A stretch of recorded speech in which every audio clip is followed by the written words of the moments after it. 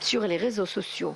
Nous progressons ensemble vers la préservation des droits de la femme et l'élimination de la violence faite à son encontre, a-t-elle ajouté. En effet, les efforts de l'autonomisation de la femme se poursuivent. L'État a réussi à faire des progrès remarquables pendant les dernières années vers l'égalité des sexes, a déclaré Mme Ntassari Sisi. L'Égypte a lancé la stratégie nationale 2030 pour l'autonomisation des femmes qui vise à donner effet aux droits constitutionnels des femmes, à promouvoir les principes d'égalité et de non-discrimination dans 4 domaines complémentaires, à savoir l'autonomisation politique et la promotion du leadership des femmes, l'autonomisation économique, l'autonomisation sociale et la protection. Ces efforts ont abouti à de nombreux résultats positifs. Les femmes égyptiennes ont accédé à de nombreux postes importants. En fait, les femmes ont occupé de nombreux postes de direction dans la justice, comme présidente du parquet administratif et vice-présidente de la Cour constitutionnelle. 79 femmes ont été nommées comme adjointes au parquet administratif. Ces réalisations s'ajoutent à celles accomplies au cours des dernières années. 66 femmes juges ont été nommées en 2018 dans les tribunaux de première instance et 6 au poste de président adjoint de l'organisme du contentieux de l'État. Une femme a été nommée présidente de la Cour économique pour la première fois en Égypte.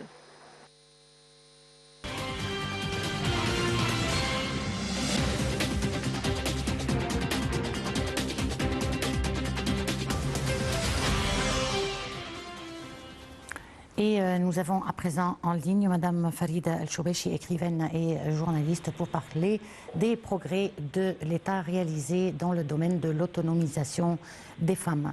Madame Farida, bonsoir. Bonsoir. Alors, bien entendu, on a tous assisté à un grand développement concernant le statut de la femme en Égypte, surtout durant les quelques dernières années. D'après vous, quels sont les progrès les plus remarquables qui ont été réalisés dans ce sens? C'est-à-dire que c'est très clair le progrès incroyable et dont on ne rêvait pas qui s'est fait dernièrement sous la présidence du président Abdel Fattah el-Sisi.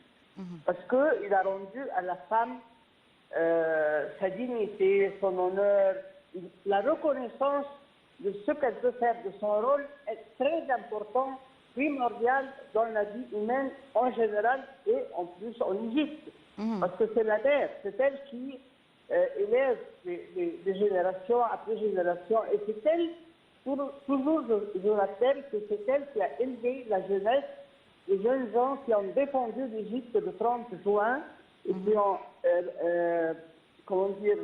qui ont interdit que l'Égypte, ils ont défendu l'unité de notre pays et ils se sont opposés à ceux qui voulaient le décimer. Et ça, c'est la femme en premier lieu. Et plus la femme est respectée, plus on lui reconnaît son rôle, ses sacrifices, son talent aussi, parce qu'on voit maintenant, on a des femmes ministres, on a des femmes juges, on a des femmes gouverneurs, on a des femmes partout dans les points les plus sensibles de la vie politique et matérielle en Égypte. Et ça se voit parce que, à mon avis, ceux qui essayent de humilier la femme ou de l'emprisonner dans quelques stupidités comme ça, comme quoi elle est juste là seulement pour satisfaire l'homme. Ça, c'est quelque chose qu'on n'a jamais vu ça. Et maintenant, la femme reprend son rôle c'est-à-dire l'associé de l'homme. C'est-à-dire, parce que quand on a la femme et l'homme qui travaillent ensemble pour le pays, on avance beaucoup plus que quand on paralyse la femme. Et pour vous, en tant que député, qu'est-ce que vous pouvez dire sur la représentation des femmes dans le Parlement et dans le Sénat? Dans le Parlement, c'est presque 25%, et dans le Sénat, la même chose. Et je vous ai dit qu'il y a des ministres femmes, il y a 8 ministres, des ministres femmes, et partout maintenant, il n'y a pas un poste qui est interdit à la femme dans cette nouvelle République égyptienne depuis le 30 mai, depuis le 30 juin, pardon. Ok. Il y a quelques jours, le monde célébrait la journée internationale pour la protection de la femme contre la violence. Est-ce qu'on peut dire que jusqu'aujourd'hui, il y a toujours une grande part des femmes qui sont exposées à la violence? Bien sûr, bien sûr. La preuve. Où par exemple? Pardon? Où par exemple? Et quel genre de violence? Une violence domestique par exemple? Ben, je ne sais pas à quel point, mais partout il y a, mais surtout dans notre région. C'est-à-dire il y a des gens qui ont interprété avec beaucoup d'hypocrisie que l'islam, c'est-à-dire réduit le rôle de la femme. Ce n'est pas vrai. L'islam, c'est la religion qui respecte la femme, qui l'honore et qui parle de la préférence de la femme pour les générations. C'est elle qui tombe enceinte, c'est elle qui a dans ses entrailles la jeunesse et une génération après une génération.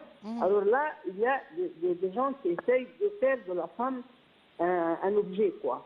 Un objet, et même dans les pays africains, même dans les pays asiatiques musulmans, c'est-à-dire il y a et aussi dans les pays européens, il y a certains, vous savez que la femme a beaucoup lutté en Europe pour occuper la place qui lui revient. Parce que quand même, la femme a donné la preuve tangible qu'elle est capable de n'importe quelle, elle peut satisfaire à n'importe quelle occupation qu'on lui accorde ou un devoir. Et ça, c'est quelque chose de très clair maintenant. Et on ne peut pas dire femme et homme. Parce que la personne est jugée d'après sa tête, ce qu'elle pense, ce qu'elle peut faire, pas son genre, pas son sexe. Alors là, maintenant, je crois qu'il y a un réveil.